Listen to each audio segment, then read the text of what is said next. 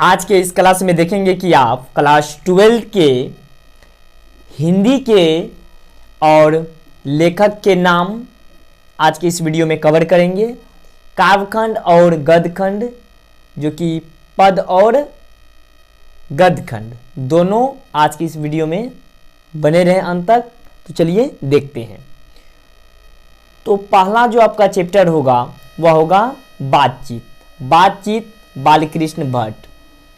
और नेक्स्ट आपका होगा, इसे आप याद भी रख सकते हैं कि दो के बीच में बातचीत होते हैं तो बातचीत करते करते कभी क्या कहते हैं भट्ट, तो बालकृष्ण बात करते हैं तो क्या कहते हैं भट्ट। तो इससे याद रख सकते हैं भट्ट से बालकृष्ण भट्ट, बातचीत बालकृष्ण भट्ट।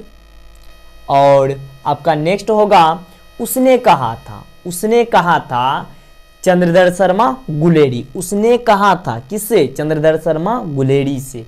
तो इससे भी आप याद रख सकते हैं। और नेक्स्ट आपका होगा संपूर्ण क्रांति, जो कि संपूर्ण क्रांति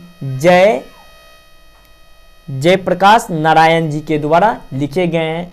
और नेक्स्ट आपका होगा अर्धनारीश्वर। देखिए अर्धनारी रामधारी, अर्धनारी से आप याद रख सकते हैं रामधारी।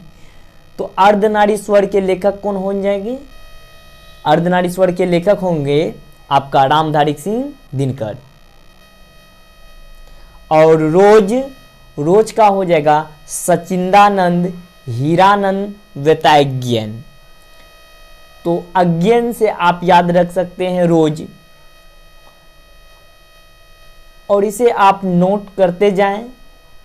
और इससे आपके बोर्ड के एग्जाम में 8 से 10 क्वेश्चन पूछे जाते हैं, तो बहुत अच्छी तरह से इसे नोट कर लें आप।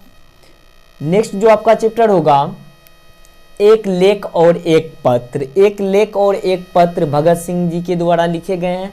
और याद रखने के लिए आप इसे याद कर सकते हैं कि एक लेख और एक पत्र भगत सिंह हैं, और जब जेल में भगत सिंह हुआ करते थे तो एक लेख और एक पत्र अपने जीवनचर्या के रूप में डेली लिखते थे। तो इस तरह आप याद रख सकते हैं। और ओ सदा निरा जगदीश चंद्र माथुर। सिपाही की माँ मोहन राकेश। प्रगति और समाज नामवर सिंह। जूठन हो जाएगा आपका ओम प्रकाश वाल्मीकि। झूठ कौन बोलते थे? ओम प्रकाश वाल्मीकि। इससे भी आप याद रख सकते हैं। हंसते हुए मेरा अकेलापन मलियज जी। त्रिक्ष उदय प्रकाश। शिक्षा का क्या होगा? जयकृष्ण मूर्ति। शिक्षा किनके द्वारा लिखे गए थे? जयकृष्ण मूर्ति। आपका ये हो गया गद्यखंड। अब देखते हैं नेक्स्ट में पदखंड। तो चलिए देखते हैं पदखंड। पदखंड में आपका सबसे पहला जो होगा कड़वक के लेखक मोहम्मद मलिक जैसी। तुमुम कलहम में जयशंकर प्रसाद। कौन? नेक्स्ट आपका होगा पुत्र वियोग सुभद्रा कुमारी चौहान। उषा शमशेर बहादुर सिंह। जन जन का चेहरा एक गजानन माधव मुक्तिबोध।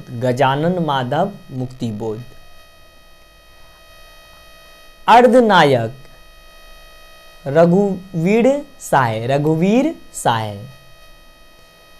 प्यारे नन्हे बेटे को विनोद कुमार शुक्ल। हार और जीत अशोक वाजपेयी।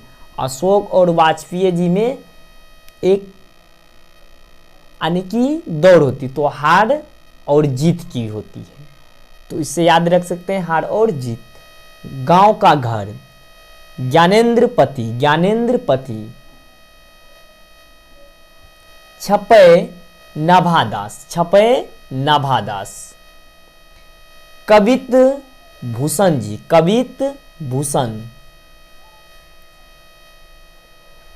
पद, पद कौन कौन, एक पद है सूरदास की और एक है तुलसीदास जी की। तो पद पूछे तो पद दो के हैं, एक है सूरदास जी की और सेकेंड तुलसीदास जी की। जयशंकर प्रसाद, ये कामायनी, कामायनी। और खड़ी बोली छायावादी काल की है। तो चलिए अब देखते हैं कुछ कविताएं जो हैं।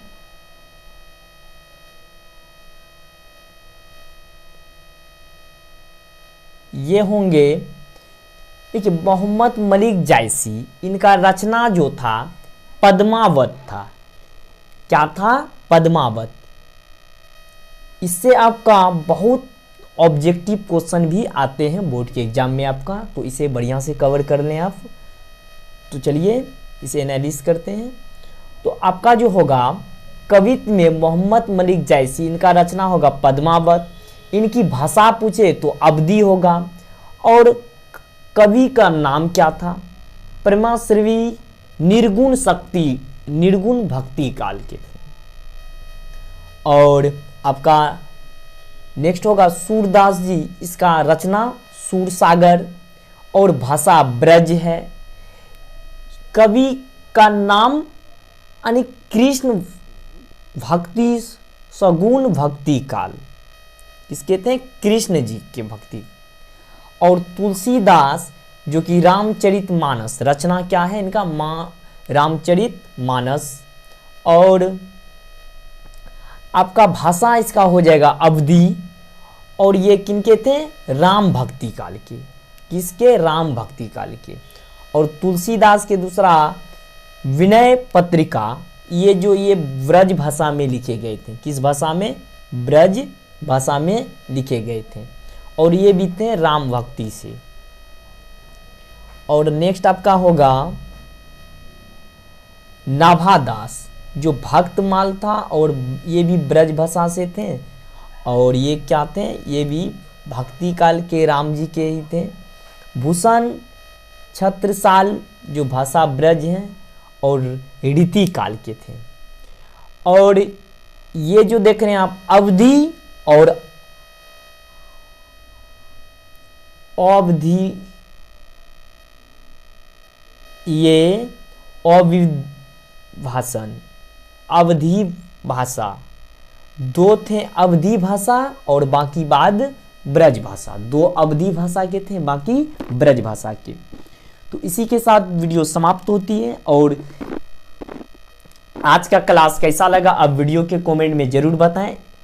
तो नेक्स्ट टॉपिक पे और कुछ नेक्स्ट लेके आते हैं, तब तक के लिए जय हिंद।